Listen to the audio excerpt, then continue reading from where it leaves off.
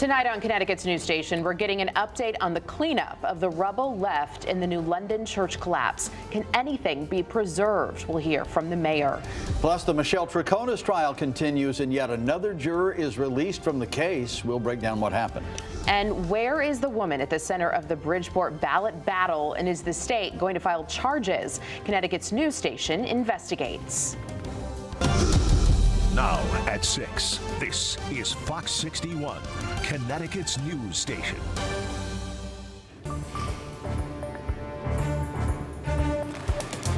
Good evening and thanks for joining us for the Fox 61 News at 6. I'm Brent Harden. And I'm Sarah Sanchez. Tonight we're learning more about the cleanup of a historic church that collapsed in New London. Officials updating the public earlier this evening. Fox 61's Jake Garcia was at the news briefing and joins us now live in New London. Jake?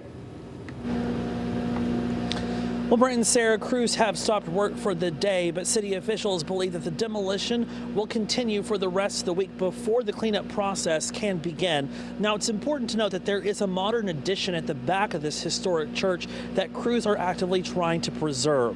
Crews Now, city officials say it's extremely heavy and difficult to access, so it will depend on how the adjacent walls nearby come down in the coming days. Now, once demolition is complete, the rubble will be cleaned up and taken off-site where it will be secured. Now, it's still unknown whether the rubble will be preserved or repurposed. This would largely be up to the property owner to monetize the value of what's left, but everything has to be done within the regulations of the state of Connecticut. So DEP presumably will be overseeing the process. Now, because of the age of the granite, the rubble is considered hazardous waste. So once that rubble is removed from the property, the Connecticut Department of Energy and Environmental Protection will have to evaluate it to see just how hazardous that material is before determining what's next. Now, the cause of the collapse has yet to be determined, so officials are still trying to figure that out as well. But they say right now their priority is making sure that the rest of the building comes down safely. Reporting live in New London, Jake Garcia, Fox 61, Connecticut's news station. Jake, thank you. And Connecticut's news station is committed to following the story over the course of the investigation. When we learn new details, we'll update you online at fox61.com and on the free Fox 61 News app. Well, new at 6 tonight, several police officers from 2 different departments are facing DUI charges in separate incidents tonight. In Summers, off-duty East Hartford Lieutenant Joseph Fiskelli and retired officer Robert Pronovost were driving together on Sunday. They were arrested after allegedly taking turns driving while both were under the influence. Police say Fiskelli has been placed on desk duty. And then in New Haven, Alexander Carr and Kenneth Cobb, who both work at the police department, were also arrested at different times on DUI charges. Carr and Cobb are on paid administrative leave tonight. Day 12 of the Michelle Tronis trial and the dogfight between the state and the defense continues in the courtroom. And another juror gets released from the trial. Fox 61's Julie LeBlanc has a recap. Did she ever say, no, I want to stop, I'm done? No. Defense attorney John Schoenhorn putting one of the state's witnesses in the hot seat during cross-examination, just as retired state police detective John Kimball did with Michelle Tronis, as he and other officers interrogated her days after Jennifer Farber-Dulos went missing. Was it part of your training as a technique to have more than one officer directing questions one after another to a single person who's being interrogated? That's not the best way to conduct an investigation or an interview. Schoenhorn argues Tronis was subjected to police tactics where at times they deceived her as they searched for answers, especially when it came to her boyfriend at the time, Fotis Dulos. We believed, given the totality of their relationship, that she would know more than she was giving, more information than she was providing us. Okay, fair enough. But she kept telling you that she did not know, didn't she? She did. And for the first time, Schoenhorn showing jurors these pictures with Fotis and Tronis at Starbucks the night Jennifer went missing. A trip investigators say wasn't on the timeline Tronis says she wrote, outlining what she did that Friday. Also not there, their trip to Albany Avenue. But Schoenhorn says neither were things like Tronis picking her kid up at school. This entire timeline wasn't a complete rendition of everything that she had done, was it? On May 24th. Apparently not. In redirect, State's Attorney Sean McGinnis. Why did you find it strange, sir? Found it to be strange because it was potentially incriminating information and it was omitted.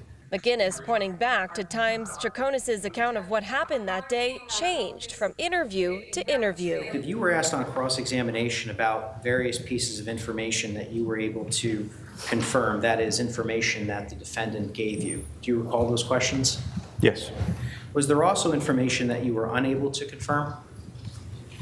Yes. Also happening today, yet another juror was dismissed from the trial after the judge says they had to leave the country today for an emergency situation. Now, an alternate juror was sworn in their place. Now, 2 alternate jurors remain and 6 regular jurors are still seated here. We are in Stamford. Julia LeBlanc, Fox 61, Connecticut's news station. All right, Julia, thank you. Well, new tonight, the owner of an at-home kennel in Deep River is facing animal cruelty charges after more than 50 animals were found in deplorable conditions. Earlier this month, a veterinary hospital reported a dog from the kennel on Bushy Hill Road arriving with severe medical conditions and had to be put down. When officials inspected the kennel, they found unsanitary conditions and no food or water for the dogs. In total, 43 dogs, 11 hens, and 1 rooster were taken from the property. The homeowner, who was not identified, was charged with 55 counts of cruelty to animals. West Hartford police searching for the suspects involved in an armed robbery. It happened Saturday just before 7:30 at the City Line Liquor on Prospect Avenue. Police say 2 suspects walked into the store and demanded money from the cash register at gunpoint. During the robbery, 1 employee was pepper sprayed and another employee was punched in the face. If you have any information about what happened, call West Hartford Police. Waterbury police are investigating a deadly crash. It happened yesterday at the intersection of West Main Street and Watertown Avenue. A man and woman driving in a Ford Escape were taken to the hospital. We're told the woman, identified as Pepsi Holder, later died from her injuries. The man driving the other car was treated for minor injuries. The cause of the crash is still under investigation. Time for a quick check of the forecast. Another gloomy day to start the week. Yeah, Chief Meteorologist Rachel Frayne joining us now. It's not going to be gloomy to end the week, is it, Rach? No, we keep talking about the weekend. We know it's only Monday, but it's never too early to talk about the weekend when it will be nice and bright and sunny. But first, we've got some snow showers to talk about moving through eastern Connecticut. And this could be enough to put down a quick coating of snow down, especially on the grass or on parked cars. And we'll have to watch for a couple of slippery spots with this.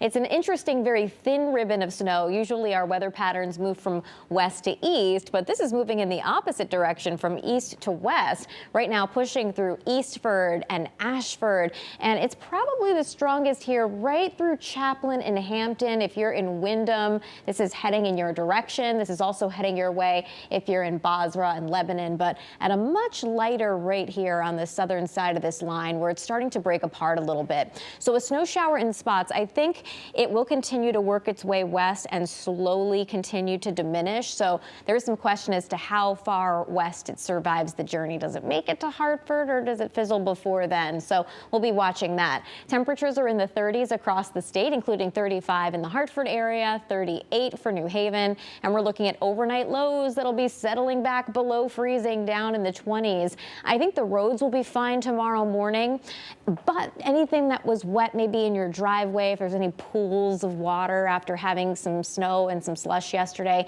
that could certainly be icy. Otherwise, it's a seasonable afternoon. Temperatures near average, climbing into the mid-30s.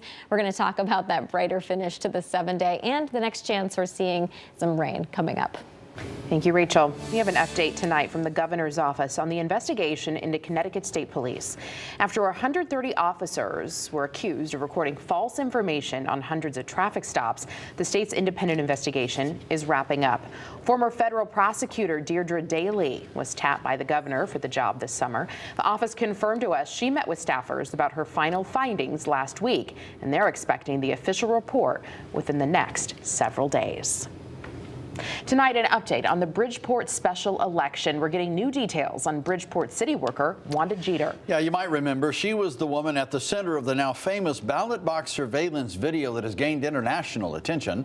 Fox 61's Matt Caron is at the Chief State's Attorney's office in Rocky Hill to tell us where the possibility of potential criminal action against her stands. Matt? Well, it has been more than 4 years since Wanda Jeter was named in a complaint sent to the State Election Enforcement Commission. That complaint was then referred here to the Chief State's Attorney's office for criminal charges. But here we are, and there have been no criminal charges. There has been no arrest. And in 2023, she was found doing the same thing again, this time caught on camera. We've all seen the video. The eyes of the nation are on Bridgeport right now. City worker Wanda Jeter putting stacks of envelopes into the absentee ballot drop box. With no action from the Chief State's Attorney's office, the group Fight Voter Fraud decided to take matters into their own hands. Every citizen of Connecticut should be outraged right now. We first introduced you to the group in November when it leveraged an obscure law to try to force an arrest. An update. Judge Thomas Welch denied the arrest warrant, saying the law is unconstitutional because it allows for an arrest warrant to issue without providing a vehicle for prosecution and relies on a standard of less than probable cause. Where do you go from here? To the Connecticut Supreme Court. Fight Voter Fraud invited Fox 61 inside its headquarters for an exclusive look at its research operation. Show us what we're looking at here on this wall specifically. On this wall specifically are Connecticut obits that we've researched. The group is working to clean Connecticut's voter rolls of dead voters, those who voted twice or in the wrong town. There's a wall of 3-inch thick binders devoted to Bridgeport. As we look around your office, it seems like almost nothing is digitized. You know, I'm sure you do online research, but everything's hard copy, everything's paper. Why is that? Because we want to leave a paper trail about what we're doing. In fact, anyone can go to the town registrar's office and ask to see the work they've done, which they say isn't taken seriously by state officials. How do you break through that wall? With us coming out with the tangible evidence. State officials told us they can't explain why Wanda hasn't faced any legal action. I obviously have no control over either the investigations or the court system. But added 4 years is too long. I think all election-related cases need to be adjudicated very quickly. Fight Voter Fraud says they remain confident that the appellate court or state Supreme Court will overturn the Superior Court judge's decision. I also received a call back today from Wanda Jeter's attorney. He simply said no comment. And just a moment ago, we received a new statement from the Chief State's Attorney's office. It doesn't say much, saying, quote, "I can tell you the matter is being investigated and that it would be inappropriate at this time to comment further on a pending investigation."